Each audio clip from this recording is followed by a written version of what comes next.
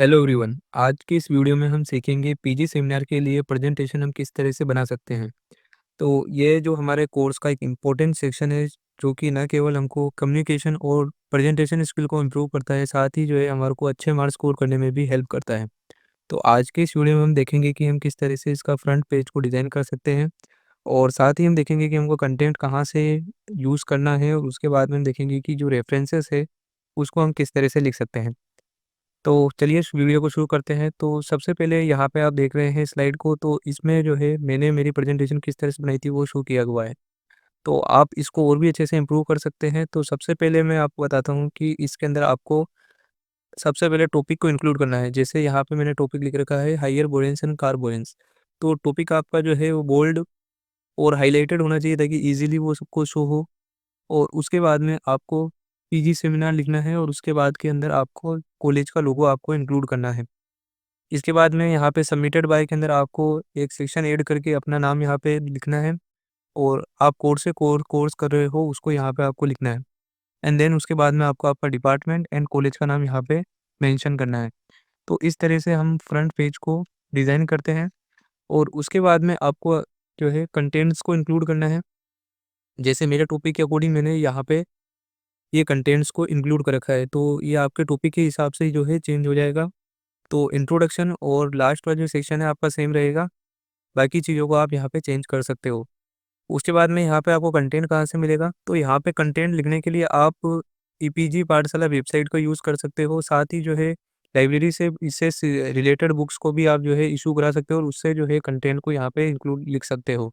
और जिस बुक्स का आप यूज़ करोगे तो उसको आपको रेफरेंस सेक्शन में भी रेफरेंस देना है, और जो वेबसाइट का आप यूज़ करने वाले हो उसका भी आपको रेफरेंस देना है। तो इस तरह से जो है आप यहाँ पे कंटेंट के अंदर इंट्रोडक्शन, और अगर आपके टॉपिक का कोई क्लासिफिकेशन है तो उसका आप क्लासिफिकेशन, उसके एप्लीकेशंस क्या-क्या है वो आप इंक्लूड कर सकते हो, और एट द लास्ट हमको रेफरेंस को इंक्लूड करना है। तो यहाँ पे आपको जितने भी टॉपिक से आपको एक्सप्लेन करना है, तो उसके अंदर आपको मैक्सिमम जो है फिगर्स का, इल्यूस्ट्रेशन का यूज़ करना है, ताकि बेटर अंडरस्टैंडिंग हो सके। और उसके बाद में ये आपको ध्यान रखना है कि टेक्स्ट जितना हो सके आपको कम इंक्लूड करना है। यहाँ पे मैंने फिर भी ज़्यादा ले रखा है। आप यहाँ पे क्या कर सकते हो, साइंटिस्ट की फ़ोटो को यहाँ पे इंक्लूड कर सकते हो, और यहाँ पे टेक्स्ट को जो है और कम कर सकते हो, ठीक है? तो उसके बाद में जैसे ही यहाँ पे हम देख सकते हैं, यहाँ पे मैंने इल्यूस्ट्रेशन को भी इंक्लूड कर रखा है। तो आप यहाँ पे इल्यूस्ट्रेशन के साथ-साथ डाटा के लिए ग्राफ का यूज़ कर सकते हो, और इसके साथ में ही और अच्छे जो है पिक्चर्स का यहाँ पे आप यूज़ कर सकते हो। इसके बाद यहाँ पे हम देख सकते हैं कि किस तरह से यहाँ पे मैंने कंटेंट को इंक्लूड कर रखा है, लाइक यहाँ पे क्लासिफिकेशन, फिर यहाँ पे जो एक एग्जांपल लेके मैंने यहाँ पे इसको समझा रखा है। तो इस तरह से आप जो है यहाँ पे और भी अच्छे डायग्राम का यहाँ पे यूज़ कर सकते हो। तो इस तरह से डायग्राम के रूप में समझाओगे तो ये स्लाइड जो है और भी अच्छी लगेगी। तो इस तरह से जो है आपको यहाँ पे कंटेंट को इंक्लूड करना होता है। तो कंटेंट अगर आप एक बार लिख लोगे, और उसके अंदर आप क्या कर सकते हो, एक्स्ट्रा अलग यहाँ पे कुछ प्रीवियस ईयर क्वेश्चन भी यहाँ पे इंक्लूड करके उनको समझा सकते हो। तो उससे जो टॉपिक की अंडरस्टैंडिंग होती है वो और बेटर हो जाती है।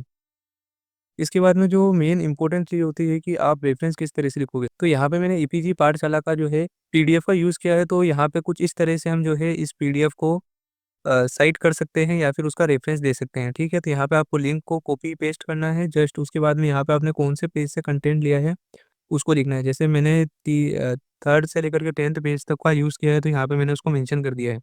इसी तरह से जितने भी आपने कंटेंट को ऑनलाइन यूज़ किया उसका आपका लिंक यहाँ पे आपको प्रोवाइड करना है, और उससे रिलेटेड पेज नंबर भी आपको लिखने हैं। एंड जैसे मैंने यहाँ पे एक सेपरेट वेबसाइट यूनिवर्सिटी इसका जो है यूज़ किया है, तो यहाँ पे मैं क्या करूँगा, उससे रिलेटेड जो मैंने पीडीएफ डाउनलोड की है, उससे रिलेटेड कौन से पेज से मैंने कंटेंट लिया है, उसका पेज नंबर यहाँ पे लिखूँगा। और उसके बाद में अगर आप किसी बुक का रेफ़रेंस दे रहे हो, तो बुक का रेफ़रेंस देने के लिए आपके पास इस तरह का फॉर्मेट होता है। सबसे पहले बुक का नाम आपको यहाँ पे लिखना है, उसके बाद में आपके कौन-कौन से ऑथर्स हैं वो आप लिख दोगे, और उसके बाद में अगर कोई पब्लिकेशन है या फिर उसका कोई एडिशन है, तो एडिशन को सबसे पहले आप लिखोगे, और उसके बाद में उसकी पब्लिकेशन को, जैसे यहाँ पे ऑक्सफोर्ड यूनिवर्सिटी प्रेस यूके है इसका पब्लिकेशन, और पब्लिकेशन ईयर कौन-सा है वो भी आप इंक्लूड कर सकते हो, और लास्ट में आपको पेज नंबर आपने कौन-सा यूज़ किया है, कंटेंट आपने कौन से पेज नंबर से लेकर कहाँ तक यूज़ किया है उसको आपको इंक्लूड करना होता है। तो इस तरह से आप जो है बुक का रेफ़रेंस दे सकते हो। यहाँ पे मिनिमम आपको 2 से 3 बुक्स का रेफ़रेंस देना ज़रूरी होता है। तो उससे रिलेटेड टॉपिक से रिलेटेड आप बुक्स देख सकते हो कि वो कौन से बुक के अंदर अवेलेबल हो सकता है, तो उससे रिलेटेड आप 2 से 3 बुक्स का रेफ़रेंस यहाँ पे दे सकते हो। और साथ में ही आप जो है लिंक्स भी प्रोवाइड कर सकते हो अगर आपने कोई पीडीएफ यूज़ की है। तो यहाँ पे मैंने कोई कंक्लूज़न स्लाइड इंक्लूड नहीं की है, आप चाहो तो यहाँ पे प्रेज़ेंटेशन को बेटर बनाने के लिए यहाँ पे कंक्लूज़न स्लाइड भी इंक्लूड कर सकते हो, जिसमें आपकी प्रेज़ेंटेशन का समरी इंक्लूड होगा। तो अगर आपको प्रेज़ेंटेशन जल्दी से ख़त्म करनी है, तो आप उस स्लाइड का यूज़ करके उसको कंक्लूड कर सकते हो, ठीक है? तो इसके बाद में जो है आपकी प्रेज़ेंटेशन खत्म हो जाने के बाद में आप क्यू&ए सेशन ले सकते हो कि वहाँ पे आप थोड़ी देर रुकोगे और आप पूछ सकते हो कि किसी को अगर कोई डाउट हो तो आपसे क्वेश्चन पूछ सकता है। तो इस तरह से आज हमने इस वीडियो में सीखा है कि किस तरह से हम पीजी सेमिनार के लिए प्रेज़ेंटेशन बना सकते हैं और साथ ही रेफ़रेंस लिखने का भी हमने सही तरीका देखा है। तो अगर ये वीडियो आपको हेल्पफुल लगा है तो इस वीडियो को लाइक करें और अपने दोस्तों के साथ शेयर करें। Thanks for watching.